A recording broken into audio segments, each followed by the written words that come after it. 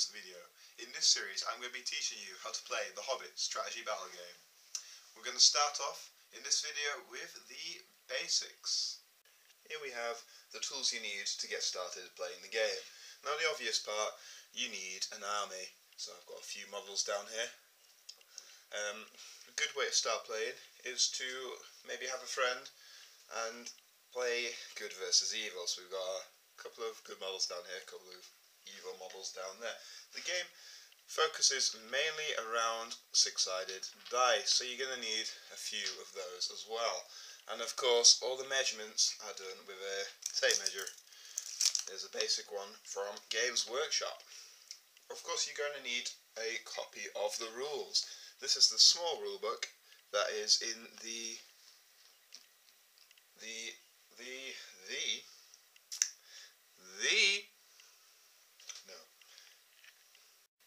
down here we have the rulebook, which is a very important thing. This is the one from Escape from Goblin Town, the small rulebook.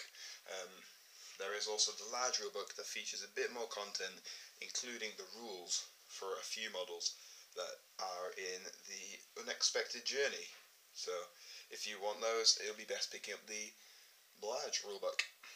Of course you're going to need source books as well, depending on what your army is. There are 5 source books. Some of them are going out of production at the moment, so you want to pick those up while you can, depending on your army, of course. And finally down here we've got a little whiteboard and a pen. Now, you don't need the whiteboard and pen, you could do this by memory, but this is good for just keeping record of things. So you can keep record of VPs, you'll keep record of might, will, fate and wounds. We'll come to those later on. And effects is also good for keeping track of. You don't need obviously a whiteboard and pen, that's just what we use for simplicity. You could also just use some paper and a pen, or just keep track of it on your phone or anything like that. Another thing of course you're going to need is somewhere to play. Now this could just be any normal table, even your floor. Obviously here we have a gaming table I made, and we have some scenery as well. We have this building over here, this wood over here. You don't obviously need scenery like this. Scenery is good though, so if you are playing on a carpet or something and you don't have any scenery, you can just chuck a few books in, build your own. A friend of mine, Matt, likes to just use a lot of rocks, a lot of slate that he has, stack them and create a quite nice board with just slate. It's stacked in piles and making bridges and caves, and it's actually quite a good board to play on. Of course, another very important thing is to have people to actually play with. Now, you could try and persuade your friends and family to play with you, but if you can't do that, you'll probably be able to find someone maybe at a gaming club or a games workshop. If you go to a games workshop, the chances are there will be a staff member there who does play can play Lord of the Rings, so you can play with them, of course, until hopefully other people might see you playing those games and want to join in playing the Hobbit as well, which is great. That gives you more opponents. First things first, you need to decide what you're going to be playing. Now, you could be playing a points match scenario, or you could be playing a narrative scenario. So if you're playing a narrative scenario, you can look through the books, the source books, the rule books, or the journey books, or any other of the old source books, and decide one that you like. For example, Balin's Tomb, the Battle of Pelennor, there will be very large game to start off with, or any other small scenario. Or you can just agree on a custom scenario with your opponent. Maybe you just decide to match a small warband of Uruk-hai versus a small warband of Rohan and fight to the death, if that's what you want to do. The other option, however, is the points match scenario.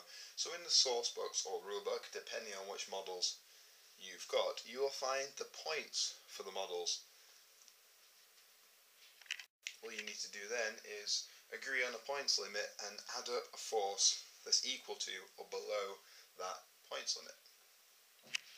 Then you simply choose one of these scenarios in the source books. So You can either find those in the Hobbit main rulebook, you find the scenarios, or in the source books, or the Desolation of Smaug sourcebook. Then you simply roll in the chat and find out what scenario you're going to play. Then that brings us to deployment. If you're playing a scenario, either a Punch Master scenario or a narrative scenario from one of the books, it will tell you how to deploy. You simply just have to follow these instructions. If you're playing a custom scenario, it's a good start to roll off to see who gets to deploy first, then deploy within 12 of one of the board edges, giving a fair amount of room in between each forces.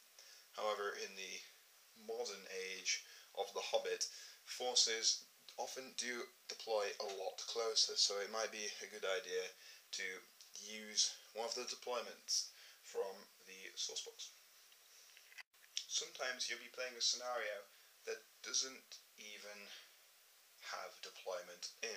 In this kind of scenario, you'll usually be moving on from either your board edge or a random board edge. For a points match scenario, there are some rules that you need to follow to build your army. For starters, you need a hero who is going to be your general. In this example, I have my converted Uruk-hai captain down here. Now, as he's a hero, and he's not an independent hero, he is allowed to lead a warband. Now, a warband can be up to 12 extra models. So we've got some guys down here, we've got some Uruk-hai, and we have some orcs. Now, he's only allowed to lead models from his own faction. So he can only lead models from the Isengard faction. So here's the Uruk-hai captain and his warband.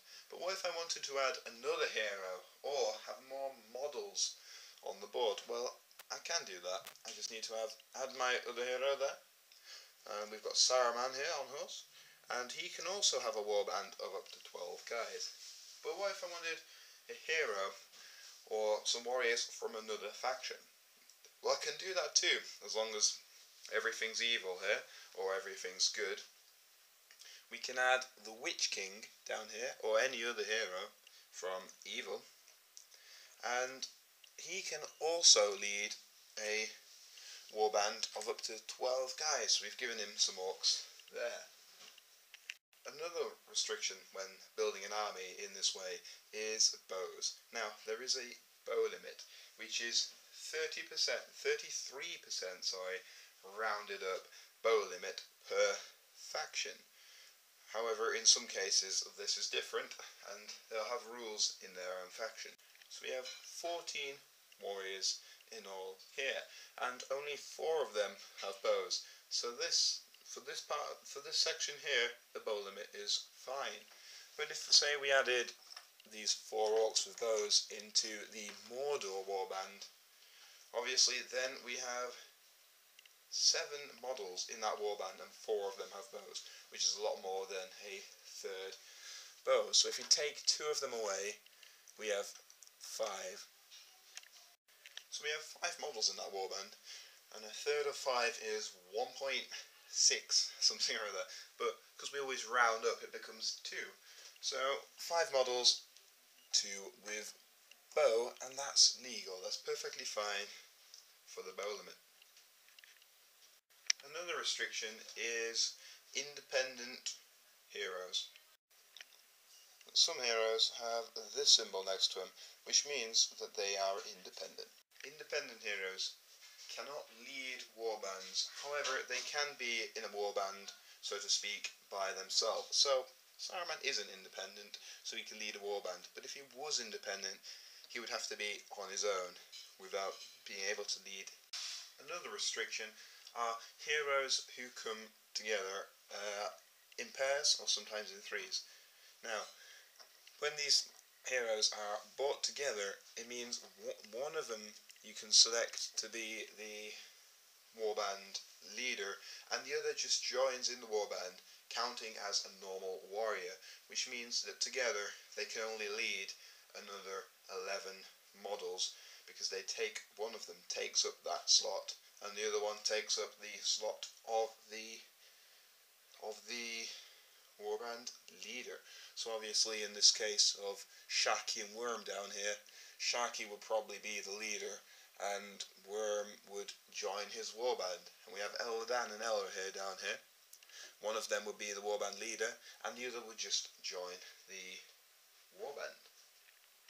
There are another couple of specific restrictions that are usually stated in that model's special rules, so you'll see that when you're building your force.